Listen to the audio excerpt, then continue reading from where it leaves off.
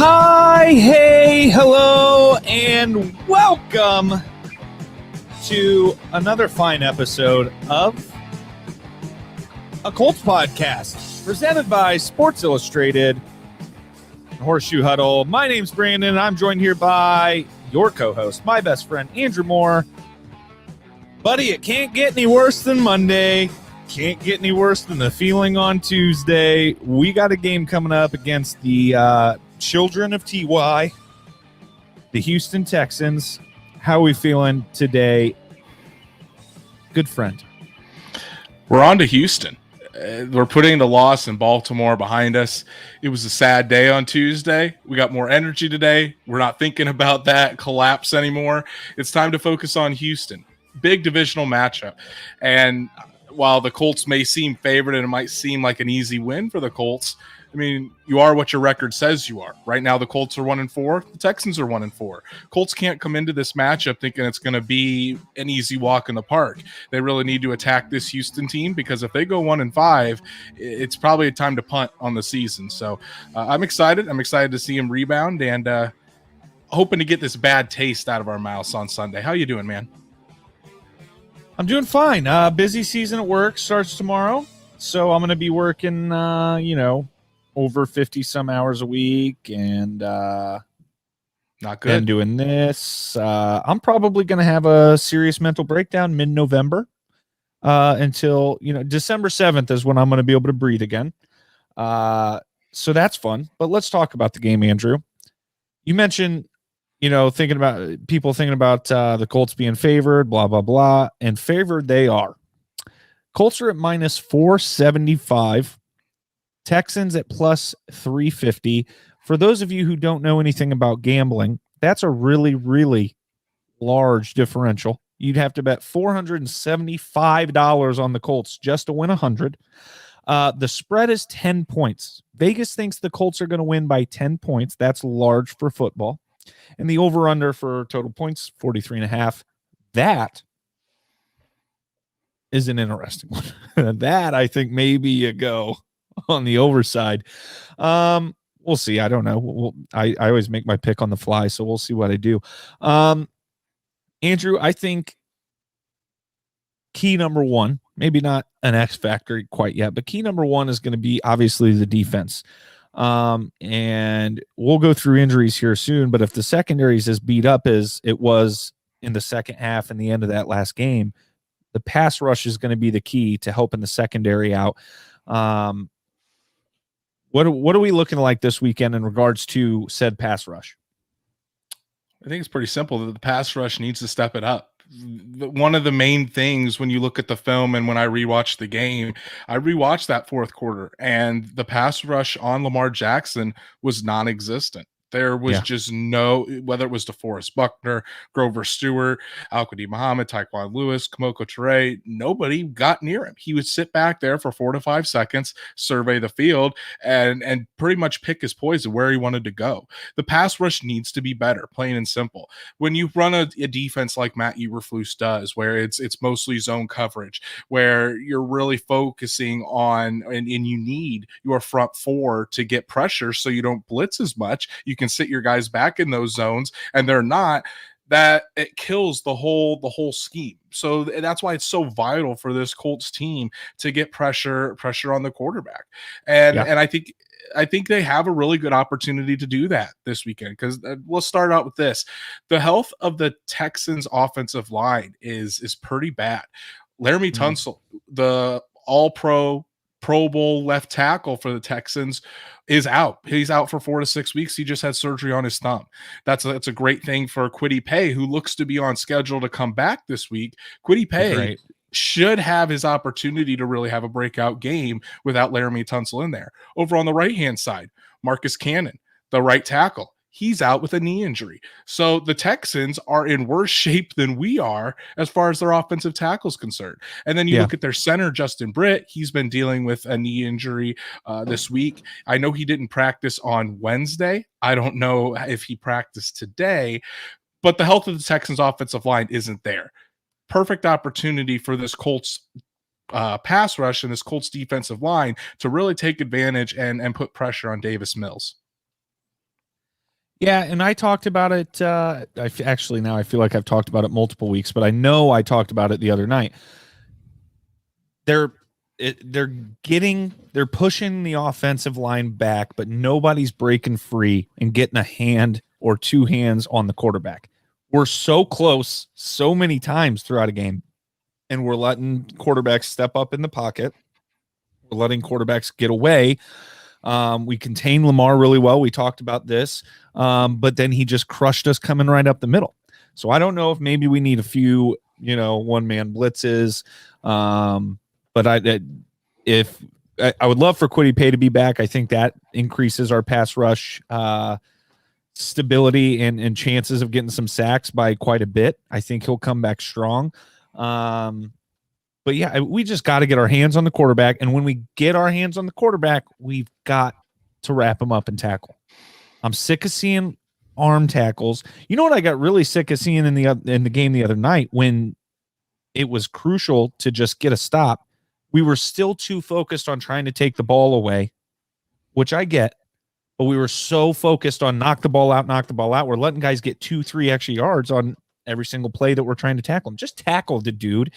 Try to put the hat on the ball, and if you can't, just get the tackle. Do we know anything about Dio yet? Is he getting close to coming back? Dio can't practice until week 8 because he was put on the non-football injury list to start the season. Okay. So when week 8 comes about, then he can start to practice and really start to we can see what's going on with him. But I think when you're talking about the Colts pass rush here, the Colts pass rush really needs to focus in on winning their one-on-one matchups, like you said. Even a guy like DeForest Buckner hasn't been able to win those one-on-one matchups. He's been a guy that we've always talked about that we need to take some pressure off of DeForest Buckner by having other guys start getting involved and making the offensive line of the other team start focusing in on those guys. Well, even this year, DeForest Buckner hasn't had an impact even when he has had one-on-ones throughout the game. So I think that's a big area that we need to see DeForest Buckner. The Colts are paying him $84 million. It's time for him to step up and start getting after the quarterback. And what a perfect week to do it against the Houston Texans. Last year, DeForest Buckner against the Houston Texans in 2 games, and this was going up against Deshaun Watson. He had 5 sacks, he had 7 quarterback hits, and I think 7 tackles against the Houston Texans. So if there's any team that he has success against, it's this Houston Texans team. And I'm really excited to see what he does and excited to see how he can kind of jumpstart this defensive line, especially this week and going forward. Yeah, sorry, having some spam issues here. Davis Mills, does this guy have legs? I haven't watched him play at all. All I saw was one terrible screen pass against, I don't remember who they were playing, but it was bad. Can this guy run the ball at all? Davis Mills is more of a pocket passer. I mean, he can get outside the pocket, but he's not a huge threat to run as far as I can see. The thing with Davis Mills is we talked about Davis Mills. You always say how he's not that good of a quarterback. I think he had his best game last week. I think he threw for 312 yards and 3 touchdowns. And I saw this interesting stat that this is the first time a rookie quarterback against a Bill Belichick defense has thrown for over 300 yards and 3 touchdowns. Do you know what I think that is? Personally, I think Bill Belichick typically against a star rookie quarterback says, I'm not going to let this dude do a thing. Like only quarterbacks that people are talking about. Typically does Bill Belichick, I think, focus on that. So like a Tua was going to have a bad day. Trevor Lawrence, if they play this, that would be a bad day. Sam Darnold, 2 years ago, real bad day. Stuff like that. I just don't think Davis Mills was on Bill Belichick's hit list this week. So that helped, but still, I agree it's significant. So I think that the Colts just do need to be aware that Davis Mills can do that. And especially with how the Colts defense played in the fourth quarter against Lamar Jackson. I wouldn't be surprised if Davis Mills throws for 300 yards, honestly. So that's why the Colts really need to focus in. It's not Deshaun Watson. Deshaun Watson, again, when he's out there, top 5 quarterback in the NFL, at least top 10. So Davis Mills is a step back, but the Colts can't relax on that. Davis Mills, I think, though, when you watch his film, since he is a rookie, he's mostly a one-read quarterback. If his first read isn't there, that's when he starts to get flustered. And if his first read is open there, then he is pretty accurate. I've seen him stand in the pocket, make some confident throws, put it on the money. That's where the Colts secondary really needs to come in. I don't necessarily think the Colts have to play press coverage or really tight coverage against the Houston Texans. What I do think is essential, though, is the execution, making sure that the Colts defenders don't get lost in their zones. And what I mean by that is making sure, or getting distracted or thinking you have one zone when you actually have another. Make sure the communication is tightened up. Because like I said, there's just been way too many miscommunications this year in the secondary. It seems like almost after every big passing play, you see the safeties or the quarterbacks looking at each other, like, what the hell just happened? With their hands up, like wondering, like, what just happened? Like, all confused. That shouldn't happen, especially in a defense like Matt Eberflus, where it's one of the big parts and one of the big pluses on it is the easiness of it, or the simplicity of it, I should say, so that way defenders don't have to be thinking all the time and can just go out there and make plays. That's what's going to be key, because Davis Mills, while he is a rookie quarterback, he is a smart quarterback. He's a Stanford guy. He knows where he's going to go with the football. I've heard in the pre-draft evaluations that he was pretty good on the whiteboard. So the Colts really just need to make sure they're not out of position, and I think if they do that, they can have success against Davis Mills. They don't have a ton of weapons on that offense. I mean, realistically, so there's just no excuse. There's no excuse for us to play a shitty game on the defensive side of the ball. But I'm not going to sit here and say we won't, especially if I don't know. We'll talk again. I haven't had a life this week at all, so we'll talk more about the injuries. But if the secondary is in the shape it was in, I mean, if we're down to 6th, 7th string, also, I don't think that Sendejo guy is very good. It's safety. So, well, I think tough situation for the secondary. Yeah, I think we could talk a little bit about the injuries, though. Rock Ya-Sin was a limited participant on Wednesday when they did like a walkthrough. He was our best corner this year. He was a full participant today, which is good. Rock Ya-Sin looks like he's on track to play on Sunday. Xavier Rhodes, while he suffered a concussion on Monday night, he was a limited participant already today, which kind of shocked me. I honestly didn't think, with him having that concussion Monday night, I almost ruled him out completely from the jump of not being able to clear the concussion protocol. Looks like he has a chance to do that. So if you have Xavier Rhodes out there, Rock Ya-Sin can come back instead of having to rely on Isaiah Rodgers. Well, Isaiah Rodgers can make plays, and I think he's a decent backup cornerback. You don't want him as your number one or your number one outside corner, I should say, since Kenny Moore is in there. Anthony Chesley just was not, he's a practice squad guy. Came in, wasn't great. Bo Pete Keys, a guy that we picked up when TJ Carey went on injured reserve. And again, a guy that's special teams borderline roster player. So if the Colts can get Xavier Rhodes and Rock Ya-Sin back this week to pair with Kenny Moore, the Colts' chances of or the secondary's chances of being successful, I think, go up quite a bit. Carson, my guy.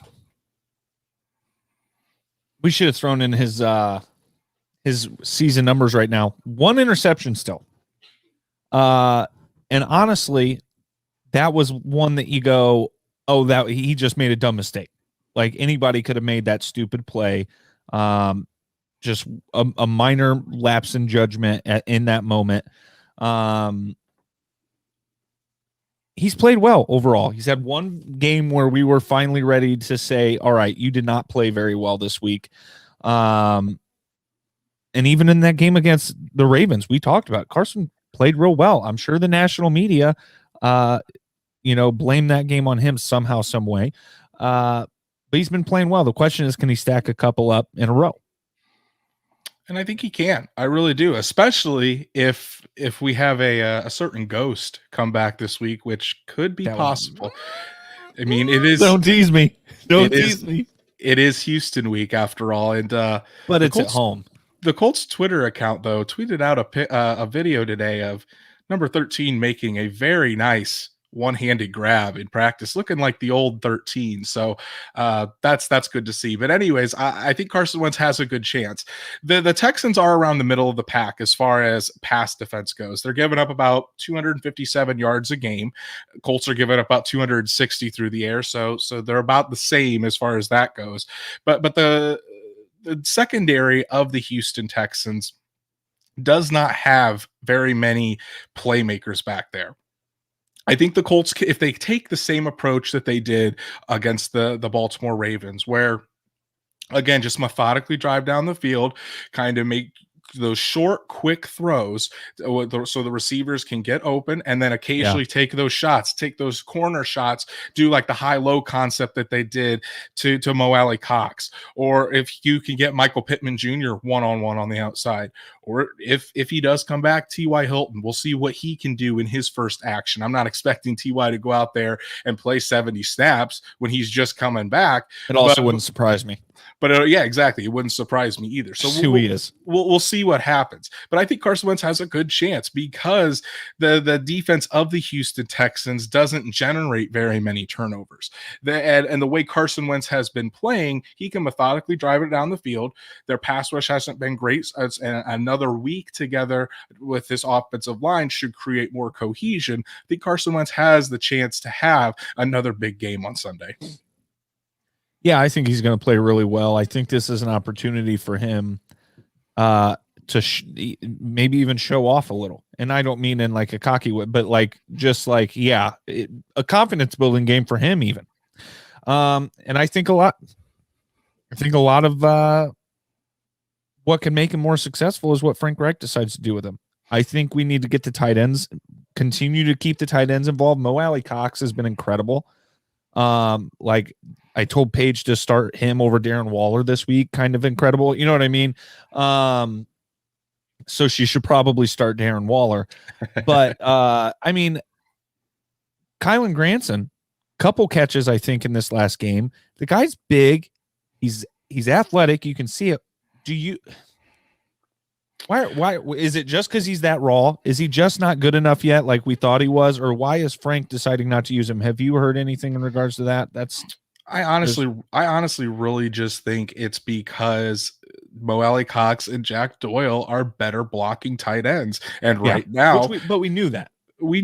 But right now, because we're missing Quentin Nelson, because the Colts don't have Braden Smith out there, because Eric Fisher is still trying to work himself back to 100%, that's what the Colts need. They need a more Jack Doyle, Mo Alley Cox. We didn't even use the tight ends to help out the left tackle situation. You live and you learn. So now that they're starting to do that, now you see that the Colts offensive line's playing a little bit better.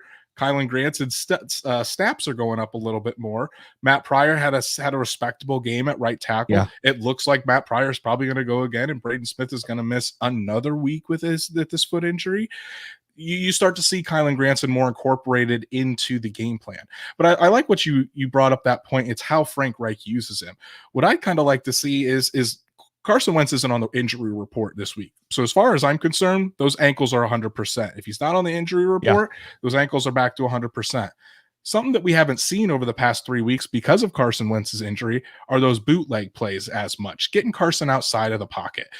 I think that could be something. I mean, we could see there's been a couple of them, but against Miami, that second week after the injury, when we're like right out of the gate, they boot him out and let him run. I was like, what is happening? What is going on? I didn't say it was non-existent, but we haven't seen it as much. I think we could start seeing that. Start getting Carson Wentz out of the pocket, and whether it's getting the ball to the tight ends, like a Jack Doyle or a Mo Alley Cox, or even creating it off of a play action and looking to take a shot down the field to somebody like Paris Campbell using that speed on the outside. I could very well see that. So I think that's what the Colts want to make a part of their offense when Carson is fully healthy. It's getting him outside of the pocket, and that's when the Colts will most likely take a lot of their big shots. So that very well could happen this weekend. Yeah. And In regards to the offensive game plan this week, though, that needs to be one of the tools. What the game plan needs to be is Jonathan Taylor and more Jonathan Taylor and more Jonathan Taylor. That touchdown was incredible the other night. Mm-hmm. He is starting to get recognized by, the national non-Colts fans too. Like one of these stupid accounts I follow on Instagram, like the running back hierarchy. I finally these guys finally put him in the second tier with a bunch of guys. And there's a couple guys they had in the first tier that I'd rather have Jonathan Taylor on my team. I'm not saying he's a better running back right now, but I think Jonathan Taylor is a game changer. And I think that we need to focus this game on using our very best weapon on our football team. He's our very best weapon on our football team. That's what he is. What will the offensive game plan be, Andrew? See, I've been kind of struggling with this one, thinking about what it would be over the past couple days, because Jonathan Taylor did have a really good game against the Baltimore Ravens. So did Carson Wentz. So do you keep that same kind of philosophy and that same game plan from a week ago? Something that has stood out to me, though, is I think the Texans are going to play conservatively because of that. And I think because their defensive coordinator is Lovie Smith. Lovie Smith, Tony Dungy disciple, he loves the Colts. He runs that Tampa 2, that cover 2 zone heavy defense. When that happens, again, like the Colts, those defenses want you to just dink and dunk down the field. I could very well see Nyheim Hines actually having a big game. Jonathan Taylor, I'm sure, will be used plenty. I think the Colts have really established that touchdown was a pass. It was a pass. Jonathan Taylor would definitely be used in the pass game. But I could see Nyheim Hines having a big game because number one, he hasn't had one in a while. And number two, it seems like he goes one every 3 to 4 games, then he has a breakout game. I think this could really be it because of the way the defense is structured. And especially if they're trying to key in on stopping Jonathan Taylor and the run game, that's when you send that Nyheim Hines out, get a little trickery in there. I think the running backs will be used a little bit more than we think, but I think Nyheim Hines will see an increase in snaps this weekend. I say same game parlay, Colts straight up, Texans plus 10. Jonathan Taylor and Nyheim Hines touchdowns. $10 will win you probably $300. You're welcome. Just a guess. And now I forget where I was going to go. Nyheim Hines, although it's not shown on the stat sheet right now, Nyheim Hines has been doing some stuff this year that I think is the best he's ever done. Now, I think he's faster than he was a year ago. Maybe I'm crazy, but I really do think he's gotten faster because when he's getting out to the edge and he's got a chance, he's beating guys. I cannot believe how many times he's gotten around the edge and gone down the side. And I thought he was going to get knocked out of bounds 3 times, and he's just beating dudes. So yeah, I agree with that, especially against that cover 2, sit back and wait kind of defense.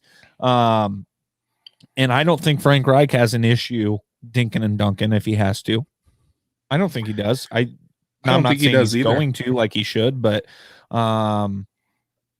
he did it with Jacoby for a year. So right. And I think it'll be up to Carson Wentz too. I think Carson Wentz needs to stay disciplined as well. And if the deep shot isn't there, and I think he's done a really good job about that this year of not forcing things. So if it's not there, then you've seen his trust in Jonathan Taylor and Nyheim Hines, I think, especially over the last few weeks, has gone up considerably more in the passing game. You see him taking his checkdowns more often. You see him going to those crossing routes, those shallow crossing routes more often.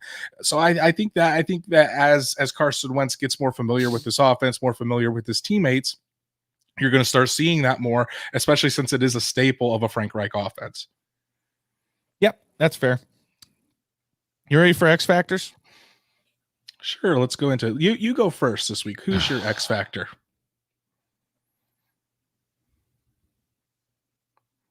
Who do you think is going to make the biggest impact or will force the Colts over the hump and beat the Texans this week? Kwity Paye, if he plays. Okay. Kwity Paye's if Kwity Paye plays, if he can get a sack or two, really get things rolling, because this is the type of game when you're looking at it, saying we should win this football game and we should do it in impressive fashion. This is the game when young stars or struggling stars, Carson Wentz, and he's not been struggling as much, but maybe even a Darius Leonard, Kenny Moore, DeForest Buckner.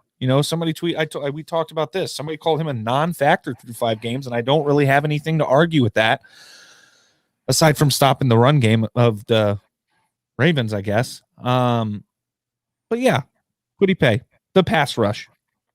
But I think Kwity Paye is going to be the key in that if he plays. See, I'm going right along that defensive line with you, and right along the star needs to step up. DeForest Buckner, I think it's time. I mentioned his success last year against the Houston Texans. Yeah. And the Colts pass rush has been abysmal this year, just to keep it honest. They have not generated enough pressure. And I think that's been one of the biggest pitfalls of this defense. DeForest Buckner needs to step up. He needs to play at like the all-pro that he is. He needs to be able to take on those single and double teams. He's and supposed to be the second best defensive tackle in the league. That's what we've been calling him. That's what people have been calling him. He's not been that this year. He has not, and I think it's time for him to step up. I made him my X factor this week, and I think it's the perfect opportunity for him to do so. He knows that the defensive line and the pass rush has not been good enough. It's time for him to jumpstart this, and it's time for him to rally the troops. He's the leader of that defensive line. It's time for him to rally everybody and make sure everybody starts getting after it. And I could see DeForest Buckner having a 2 to 3 sack performance on Davis Mills this week. I'm pretty sure I said this last week too, but Frank Reich hasn't had a good game yet where I've had zero big gripes. I think Frank Reich needs to have a better game this week still. Until he has a game where I go, all right, Frank, you called a hell of a game today. I'm just going to keep picking on him because I've still seen a lot of decisions like going forward on 4th and 11 that I'm just not a fan of. Prediction. So I already said, so the spread is 10. So I already said the Houston Texans would cover. I said the Colts would win. I said it'd probably go over. So I think the Colts need to break 30 points this week. So let's put them somewhere in the 34 range. And the Houston Texans will probably put up 17. So you're taking the... Wait a minute. That doesn't do the cover. 25. Okay. See, I was on that initial bandwagon with you before we started the show. The more I talked about it, the more I'm liking the Colts to cover. I really am. I'm going to go Colts. About that. I'm going to go Colts 31, Texans 17. I think that the Colts, they need to answer the bell this week. I think they're very pissed off. I think they're motivated. And Carson Wentz talked about it. We need to develop that killer instinct. And I think to do that, even if We've they're been talking up, about that for years. Even if they're up late in the 4th quarter, I think that this to send a message, not really to the Houston Texans, but to send a message to themselves and get that confidence that they can get that killer instinct. I think they're going to keep their foot on the gas. I really do. So I think it'll be 31-17, and I think the Colts are going to get a pretty convincing victory. This is an absolute must win. Absolutely. Absolute must win. For playoff hopes, and for this team's future hopes, I feel like if we lose this game, are you ready to put Carson Wentz on the bench until next year and just keep the 1st round pick? Because there's no excuse to lose this football game. And if we can't beat the Houston Texans, we are not going to make the playoffs anyway. I don't want to put him on the bench yet, because I mean, he just has to, if the Colts don't make the playoffs, he just has to play less than 75%. I still think you play him as much as you can because you want him to continue to develop with his teammates. If he only gets 6 games this year, that's only 6 games to start next year. So how far do we have to go into the season where we go, okay, this is where we sit him? I mean, if the Colts are looking at, I would say maybe 3-10, then you consider sitting him for those last 4 games of the year. And then I would seriously consider possibly giving it over to Brett Hundley, and so that way you do not have to forfeit that 1st round pick. But you can't pull the plug right now, especially when he's just starting to get rolling. You don't want to have to start all over again, because he would have damn near 11 months off if you sat him right now. You can't do that. Yeah. And after week 6, if you bench your starting quarterback, what does that say to your team, to that football team about what the organization thinks about them? And so honestly, it's not maybe a good idea. Now that we talk it out and think it through, but I was kind of on board with it. And honestly, minute, the thing is too, even if they're doing it, I find it very hard to believe Chris Ballard and Frank Reich actually pulling and sitting him down, just because not only that the other guys still have to go out there and play. That would cause a lot of disruption within that locker room. Of Carson Wentz gets to sit and doesn't have to do anything. Why are we having to go out there and go through all the blood, sweat, and tears of playing football? So even if they are in that situation, unless Carson's hurt, realistically, I don't see the Colts sitting him. I could see Carson Wentz being hurt. Yeah, that could happen as well. Hopefully, Carson, we're not even talking about that. Hopefully, we're not even talking about that, and it doesn't happen. This game is an absolute must-win. And I might quit the podcast if we lose. I might just quit it all. I don't think I can handle a loss this weekend. I think throw it all away. You're so dramatic. I know. Other Colts news, injuries. What's new? Hey, T.Y. Hilton might be playing this Sunday. He might be playing football against Houston Texans at home. Against Houston Texans. We're happy about that. T.Y. practiced today, this week. So he did return to practice this week. He hasn't been pulled off IR yet, but since he started practicing, the Colts have 21 days technically to take him off of IR. He'll be taken off well before that, and there's a chance that he's taken off this weekend and plays. He spoke to the media for the first time since his injury today. Usually when a Colts player speaks to the media, they're very close to returning. He said it's going to be up to the doctors to determine that. And I'm not sure, since you said you were busy all day at work, you probably didn't see this. T.Y. Hilton said today that those first couple days after he had surgery, apparently what happened, first of all, is the C6 disc in his back had slipped, and he lost complete feeling in his entire left side. He's fine now, and the surgery went well. He's not going to have any long-term effects from it. But he said those first couple days after surgery, he seriously considered retiring right then and there, which it's pretty crazy. None of us on the outside knew how serious it was. And guess who he confided in about it? He spoke to his boy Andrew Luck, and he joked around with the media today, saying this probably wasn't the greatest idea to talk to Andrew about retiring, which got a laugh out of the reporters, got a laugh out of me. Andrew Luck was actually the guy that told T.Y. to be patient with the recovery. He still had a lot of years left. He still loved the game, and to be patient with it and stick with it. After speaking with Andrew, after those first couple days, he started feeling a lot better. And he's like, okay, I can still do this. Well, he said after the surgery, he felt instant relief. He still had to go through some recovery and whatnot, but the pain that he was feeling was instantly relieved. Mm-hmm. It was, and after those first couple of days, he's like, okay, I can do this. And he said it reaffirmed to him today just how much he loves this team when he came back and was in the huddle and the walkthrough, and he saw how excited everybody was that he came back into the building, that he was back out there, and he's ready to go out there and help his teammates. And that's why I think that T.Y. Hilton is going to be a man on a mission when he comes back. And I really think he can prove, especially with the skill set that Carson Wentz has, he can really prove to be a lethal weapon and another top. He can have some more years as a top wide receiver in the NFL. Yeah, 100% agree with that. Tampa Bay's already up 7-0. To be clear, we made our picks before we did this. Go ahead and go through the injuries real quick, Andrew. Yeah, so the Colts had a walkthrough on Wednesday, had a full practice today. Rodrigo Blankenship did not practice either day. It doesn't look like he's going to play this weekend. Neither did Andrew Sendejo with a concussion, Braden Smith with his foot, Kamoko Toure with a groin. Neither of them have practiced this week. Kamoko Toure maybe plays. I'm almost thinking that he doesn't. Braden Smith won't play again. And Blankenship doesn't look like he's going to play with the hip. Guys that were limited today were Darius Leonard with his ankle and shoulder, as well as Rock Ya-Sin with an ankle. So it looks like both of them are trending in the right direction to play. I would expect Darius to play. Rock will probably be questionable. Guys that were full participants today, Kwity Paye, Isaac Rochelle. Those guys, I mean, Rochelle was dealing with an illness. Kwity Paye with his hamstring. Looks like both those guys are going to be ready for Sunday.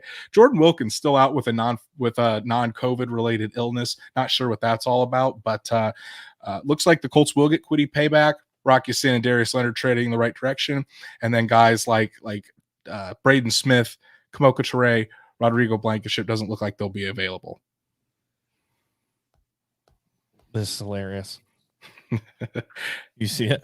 I saw it. I'll put it up here. So Vonda's going to ask, so with specs out and no backup, what's the game plan? Well, Vonda, it's funny Colts you asked. Kicker Michael Badgley to the practice squad and release center Joey Hunt from the practice squad.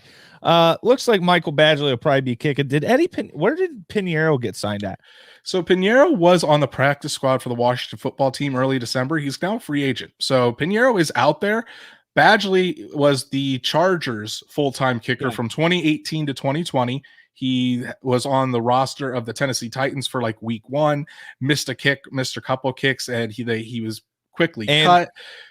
Vrabel is not messing around with kicking issues. So Michael Badgley was actually an undrafted free agent in 2018 on the Colts roster during the preseason and worked with Adam Vinatieri. So he has familiarity already with the Colts organization. The Colts protected him on the practice squad this week. Michael Badgley will be the guy that's kicking on Sunday for the Colts. Yeah, looks that way. Joey Hunt. Sorry, man. You know what? A lot of the pressure on Carson Wentz keeps coming up the middle lately. I feel like it hasn't even been the tackle, aside from the few plays a game that Fisher just gets absolutely blown up. I keep feeling like this pressure just keeps coming right up the middle at Carson's legs. Side note, I guess. We just explained who he is. Gosh, get my aunt out of here. Somebody put her in timeout. I'm just kidding. Week 6 slate of games for the Pick'em. There you go. I'm still in the lead. I got one game on Andrew, 49-31 at 61%. Andrew's 48-32 at 60%. No ground lost, no ground gained. This is the game this is a week I think him and I have disagreed on a lot of games again, and should be fun. We both picked the Tampa Bay Buccaneers, I assume. Oh, yeah. I picked the Tampa Bay Buccaneers. They're going to win pretty easily tonight, I have a feeling. They're playing right now. Dolphins, Jaguars. Andrew. I think we're going to differ on this one. I am taking the Jacksonville Jaguars to get their first win of the year. Tua Tagovailoa is said to be coming back. I think he's going to be very, very rusty, and I don't think the Dolphins are going to be able to handle it. I think Trevor Lawrence gets his first win. I'd be happy about that, I guess. But you know what? No, I want to destroy Trevor Lawrence's confidence. I want him to get let go from Jacksonville after 3 years and go to the NFC, and then I hope he wins a couple Super Bowls. That'd be fine with me. But I want him out of our division as soon as possible. So destroy his confidence. Dolphins are going to win that game. Packers, Bears, Aaron Rodgers, similar situation as T.Y. Hilton in Houston. He owns Soldier Field. Green Bay, for sure. I'm going to take the Packers as well. I think Aaron Rodgers is actually perfect against rookie quarterbacks in the division. So I don't think Justin Fields is going to change that. Packers win. Bengals at Lions. The Lions are favored the Bengals are only favored by 3.5. You get 2 points for being the home team. I think that's crazy. The Bengals are going to win this football game with ease. See, I actually struggled on this game. Why? Because I for some reason, something inside of me, something in my gut says just the way that Dan Campbell and how passionate he was last week, I think there's this Lions team is going to play with a different breed and a different fire within it to play for Coach Campbell. I still went with the Bengals, but I actually think this game will be closer than you think. I don't think so. I think the Bengals defense is legit. The Bengals should have beaten the Packers last week. The Packers also should have beaten the Bengals last week. So it was a very confusing football game. But they both had opportunities to win. And I think if you're playing like that with the Packers, you're you're the real deal, and I think the Bengals are going to win. The NFC North and the AFC North are obviously playing each other this year. Every single one of those games, I have to like remind myself that these teams are not in the same division for a second. I'm like, both of those divisions do have a similar identity in a way, I feel like, but I don't know. I'm a weirdo. I also think my uncle looks like Peyton Manning, and he does not at all. So, Texans at Colts. We both picked the Colts. Rams at New York Giants. New York football Giants. This one's pretty simple. The Rams are going to win. The Giants are too. The top. I don't think Danny Dimes going to play.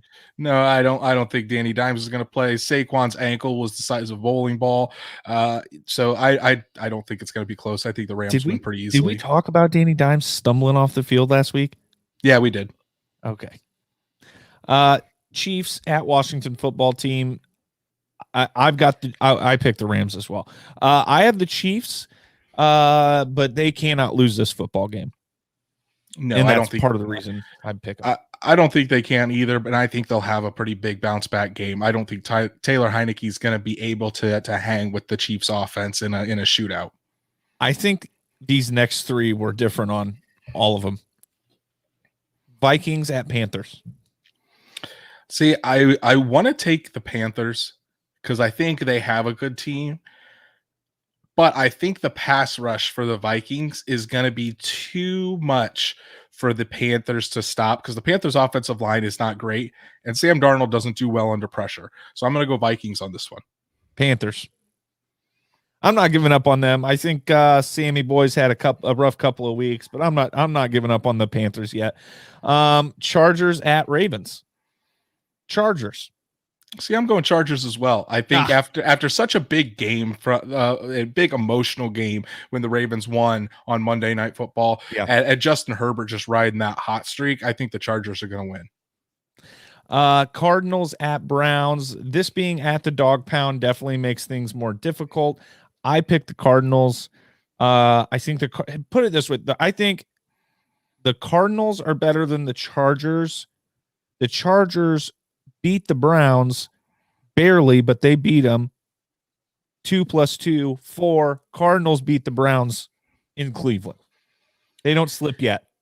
See, I think I'm going with Browns. I think the defense of the Browns has a better game than they did against Justin Herbert and the Chargers. I think the Browns are really going to step it up, and I think the Cardinals have to lose sometime, and I think it's this week against the Browns.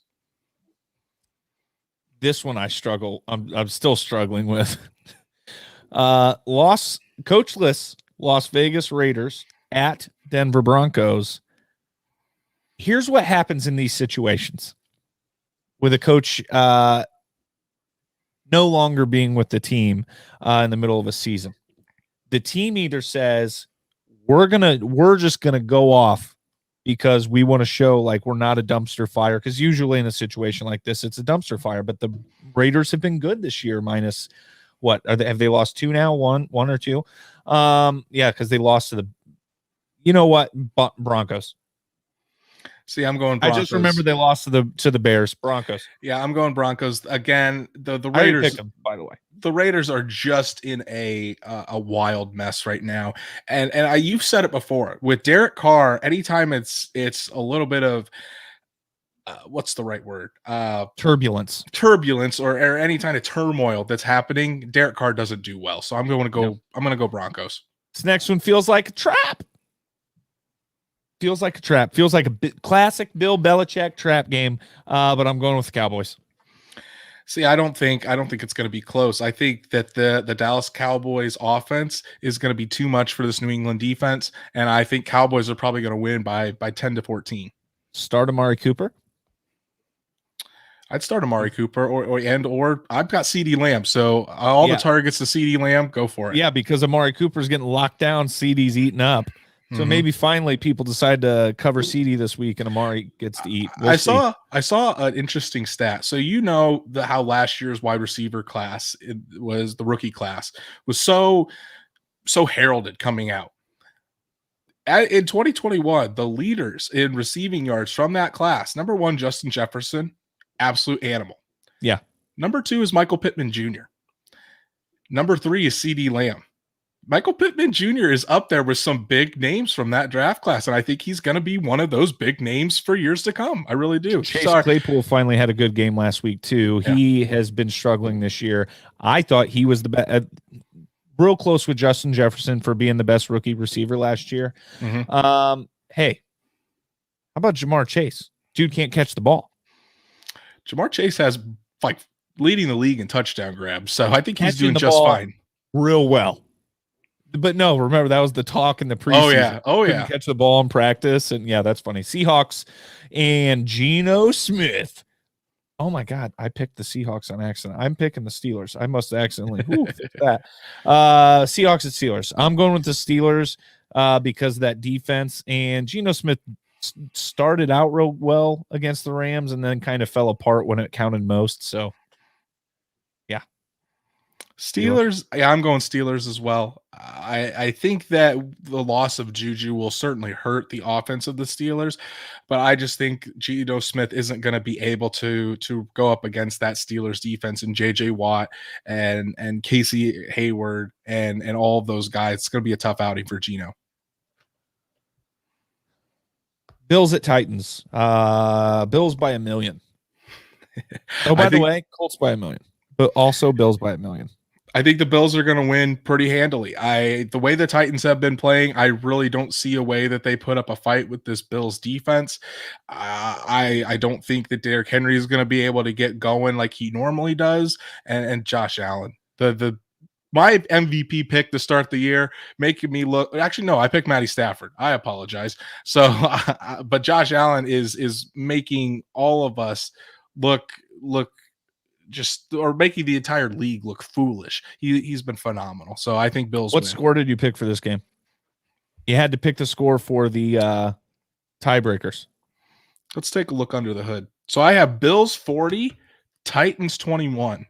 I have Bills 42, Titans 24.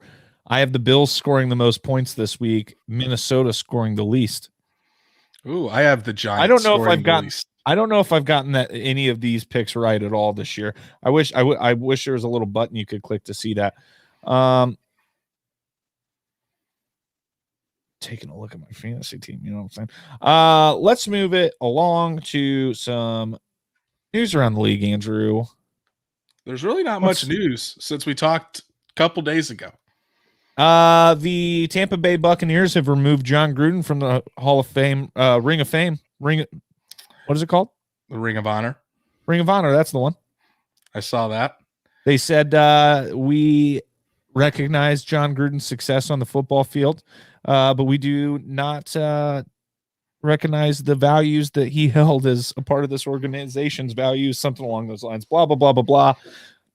Dropping his ass. I mean, it seems hypocritical, though, when you have Antonio Brown on your team. And I'm pretty sure Warren Sapp is in the Ring of Honor, and Warren Sapp had a lot of stuff going on with him and some sexual assault allegations a few years ago. So the Tampa Bay Buccaneers believe it's okay to hit a woman, but not call Roger Goodell. I'm not going to say F word. You did. I didn't say it, but you know what I'm thinking. So. The Tampa Bay Buccaneers, man. We are never gonna have a sponsor. They got some solid thinking over there. That's all I'll say. We're never gonna have a sponsor ever, and it's gonna be my fault. Hopefully, a sponsor coming soon. Actually, until just now. Let's move along to. But no free ads. Oh wait, do you want to say the one piece of NFL news that I didn't say? Because I moved it. I went on to my bets here. We could. So starting, I think we already kind of talked about it, that it was a rumor, but starting this season, ESPN will broadcast a Monday night wild card game for the next 5 years.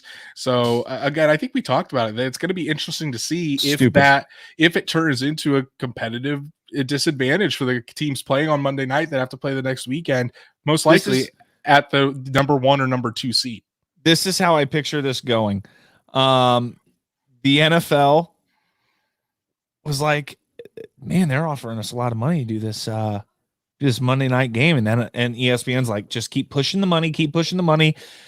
And they're like getting closer and closer to the deal. And somebody at ESPN goes, have they really not like asked about that short week for that one, the one team that wins that football game? Is nobody going to talk about that? Don't tell them. Don't tell them. They haven't said it. Just let it go. I mean, it seems real odd to do that to a playoff team. I think, you know what? Do it to the 1 seed. You want to do a Monday night game? Do it to the 1 seed on both sides. Be interesting. They get a week break, a week off. Put them on Monday night. Anyway, let's move down to my segment, Little Bad Beats with Brandon.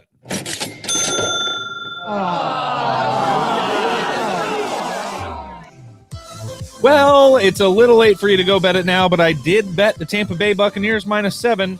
They're off to a great start. And, of course, we got a never gonna win parlay, another 14-pick fat boy at plus 80,361. I went ahead and slapped $10 on it this week. Gonna pump out $8,000, $8,046.14. Let's get it started here. Tampa Bay Buccaneers -275. If you did a parlay this week and you're like, man, what is Brandon gonna pick? Obviously, I was gonna pick Tampa Bay, so you're well off there. Miami Dolphins -155, the Kansas City Chiefs -305, the Rams -450, the Packers -235, I did it, bad juju, Indianapolis Colts -475, hilarious line. LA Chargers +120 against the Baltimore Ravens, and I'm telling you guys, that's a winner. Cincinnati Bengals also going to be a winner, -170. Carolina Panthers +120. Arizona Cardinals +155. Easy money. Dallas Cowboys -165. The Pittsburgh Steelers -235. The Buffalo Bills, I went ahead and put the spread in here, -5.5 against the Titans at -115. And last but not least, apparently I think the Broncos are going to beat the Raiders twice here. So, -190, Denver Broncos. This is the week. This is the week that I'll probably lose one game and actually break my TV. That's it. That's Bad Beats with Brandon. Go out with a little good juju.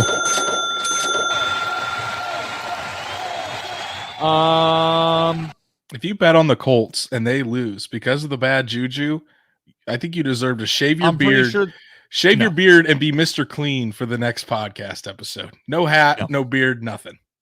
No, not going to happen. I'm not shaving my beard, I think, ever again.